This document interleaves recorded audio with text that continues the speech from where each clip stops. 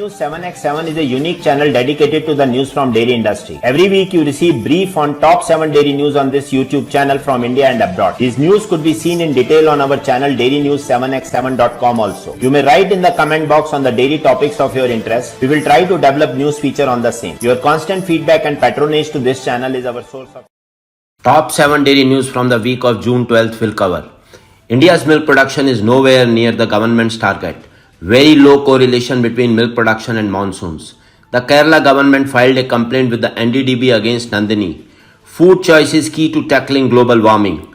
Milk inflation still more than double the headline rate. Global milk production still growing as per Rabobank. And can milk run your car? Dairy sector experts have ruled out further milk prices hike, at least till Diwali, because of a sudden increase in production due to an unusually cool summer this year. Milk production has been robust in the past decade though. However, year-on-year growth in milk production eased to 5.29% in FY22 from well over 6% in FY15. Though there are no official figures for FY23, production likely stagnated at the previous year's level. In any case, India's milk production is nowhere near the government's target. According to the 21-22 National Action Plan for Dairy Development put out by the DAHD, the target for FY24 was 300 million tons of milk. This would have meant a CAGR of 8.56% in milk production and an increase in per capita availability of milk to 592 grams per day in FY24 from 337 grams per day. The plan also envisaged an increase in organized milk handling from 20% to 50% by FY24. Milk handling by the cooperative dairies was to double to 20%. The Indian dairy industry remains fragmented with only about a fourth of the milk produced marketed by organized entity. Steady investments in cattle feed by farmers, which has improved the breed of cattle in India and increased the cattle population, has resulted in rising supply of milk. However, milk production has grown every year irrespective of deficient or excess rainfall in the period between FY92 and FY22, according to data analysis by ICICI Securities. In fact, production has increased even in those years when monsoon deficiency was higher than 15%.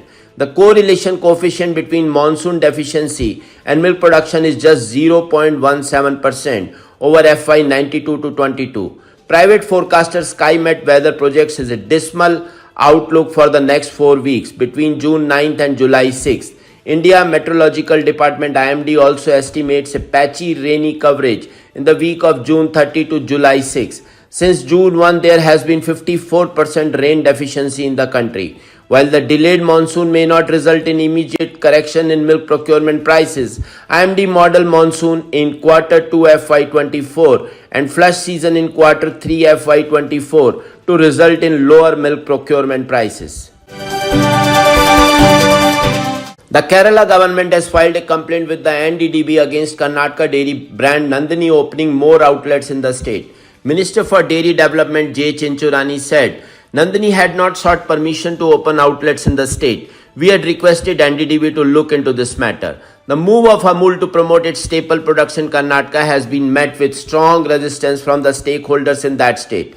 But Karnataka Milk Marketing Federation recently opened its outlets in parts of Kerala to sell its Nandini brand of milk and other products. How could this be justified? Said Milma chairman K.S. Mani. Whoever does this, it is a highly unethical practice which defeats the very purpose of India's dairy movement and harms the interest of the farmers. Milma Malabar Union Chairman K.S. Mani said the issue would be raised in the next Board of Directors meeting of the National Cooperative Dairy Federation of India. Food consumption in the 5 highest greenhouse gas emitting countries, including India, was responsible for more than 40% of global food supply chain emission in 2019, according to a study by Nature Food. The largest emission within food supply chain is triggered by beef and dairy consumption in rapidly developing countries such as China and India, while emission per head in developed countries with a high percentage of animal-based food declined, the researcher said. The team noted that the growth of the global population and rising demand for emission-intensive food are likely to boost emissions further. However, widespread and lasting diets shifts are very difficult to achieve quickly. So incentives that encourage consumer to reduce red meat or buy products with higher environmental dividends could help to reduce food emissions.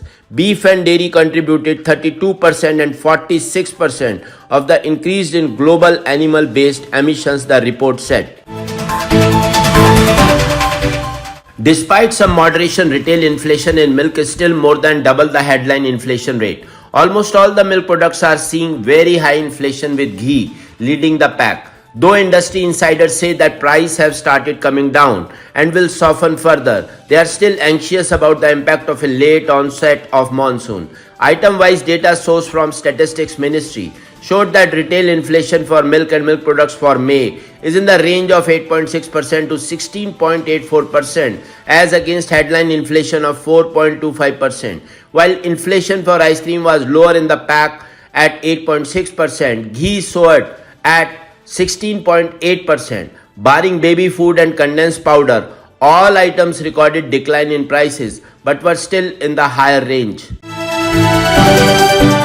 There is likely to be lower milk production in the EU and the US during 2023, which could stabilize global market prices, according to a new report from Rabobank.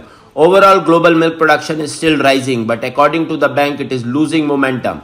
In its latest global dairy quarterly report, Rabobank also warned that there are signs of weakening dairy demand in some markets. The cumulative effects of high food price inflation over the past 24 months, in most cases significantly higher than salary growth, along with slower economic activity in 23, have translated into lower dairy demand in developed and emerging markets. As a result, it has lowered its 2023 milk production forecast from last quarter's forecast of 0.7% to 0.5%.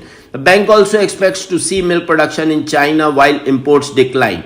Chinese dairy imports, liquid milk equivalent excluding whey, declined by 36% year-on-year in Q1 23, adding pressure to already weaker global prices in the short term, the report outlined.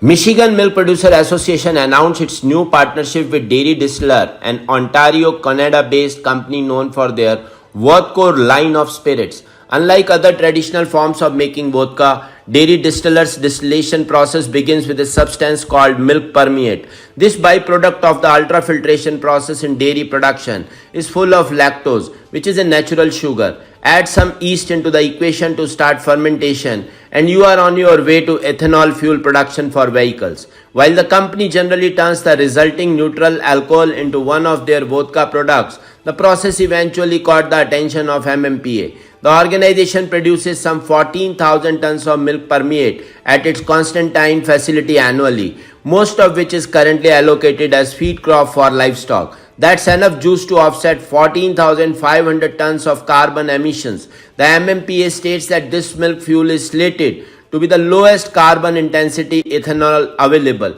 and states it should reduce its own carbon footprint by as much as 5%.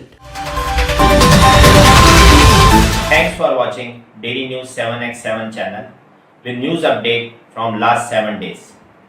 To continue receiving update from this channel, I, Kuldeep Sharma, request you to subscribe this channel and share and like the video, and also don't forget to press the bell icon.